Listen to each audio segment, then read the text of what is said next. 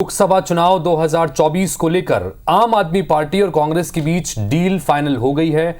आम आदमी पार्टी और कांग्रेस पार्टी 5 राज्यों में मिलकर आने वाले लोकसभा चुनाव को लड़ने जा रहे हैं। दोनों दलों के नेताओं ने ऐलान किया कि वो पंजाब को छोड़कर हरियाणा, दिल्ली, गोवा, चंडीगढ़ और गुजरात में मिलकर चुनाव लड़ेंगे। बिल्कुल, तो क्या फॉर्मूला है इन प्रदेशों में, इस रिपोर्ट के जरिए समझिए।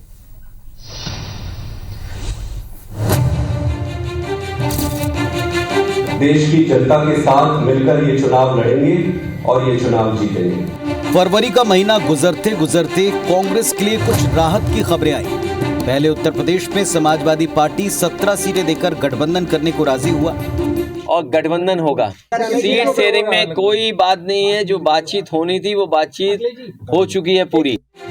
फिर महाराष्ट्र में धमकी दे रहे उद्धव ठाकरे से भी सीट बंटवारे पर बातचीत जारी है। वहीं बंगाल में ममता बनर्जी भी अब कांग्रेस कर रही है। इन सब के बीच कांग्रेस के लिए सबसे बड़ी राहत है आम आदमी पार्टी से दिल्ली समेत 5 राज्यों में हुआ सीटों पर समझौता। कांग्रेस और आम आदमी पार्टी की डील पक्की हो गई है। हालांकि पंजाब की 13 सीटों पर दोनों दल आमने सामने होंगे। पिछले दिनों में आम आदमी पार्टी के साथ लंबी चर्चा हुई और चर्चा के उपरांत भारतीय राष्ट्रीय कांग्रेस और आम आदमी पार्टी के बीच सीटों को लेकर समझौता हुआ है। आने वाला लोकसभा चुनाव का पूरा जिम्मा एक साथ संभालेंगे। दिल्ली लोकसभा में 7 सीटें हैं। आम आदमी पार्टी 4 पे लड़ेगी।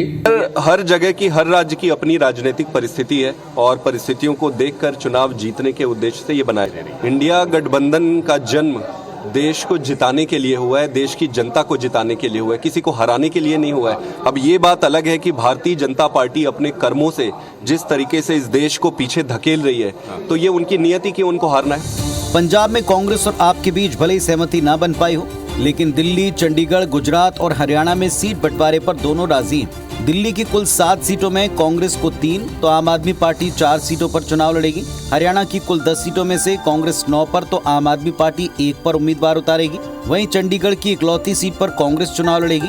इसी तरह गुजरात की कुल 26 सीटों में से कांग्रेस 24 पर और आम आदमी पार्टी 2 सीटों पर चुनाव लड़ेगी। तो गोवा में आप अपना उम्मीदवार वापस लेगी, वहां कांग्रेस दोनों सीटों पर चुनाव लड़ेगी। यानी चुनाव के ऐन पहले इंडी एक्सप्रेस पटरी पर लौटती दिख रही है। इस स्थिति पर बीजेपी ने तंज कसते हुए कहा कि पंजाब में आमने सामने और दिल्ली में एकजुट, ये गठबंधन है या ठगबंधन?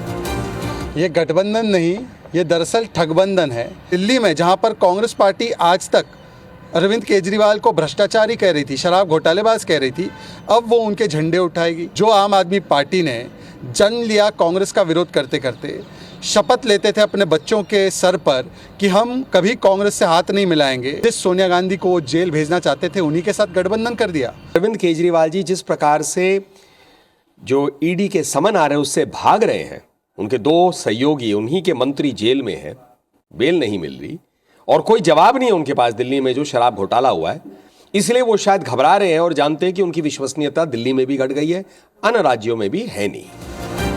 अब सवाल ये कि इंडी गठबंधन में शामिल दल कुछ वक्त पहले तक सीट शेयरिंग को लेकर एक दूसरे को आंखें तरे रहे थे और अब अचानक समझौते पर समझौते हो रहे हैं। क्या उन्होंने ये कदम इंडी गठबंधन में मची भगदड़ को देखकर उठाया? क्या उन्हें डर सताने लगा कि राम मंदिर की लहर में अगर मिलकर चुनाव न लड़े तो पार्टियों को अस्तित्व का संकट हो जाएगा? बहरहाल सवाल तो कई है, पर अब सीट बंटवारे को लेकर इंडी गठबंधन एनडीए से आगे निकलता दिख रहा है। Election desk, IBC 24।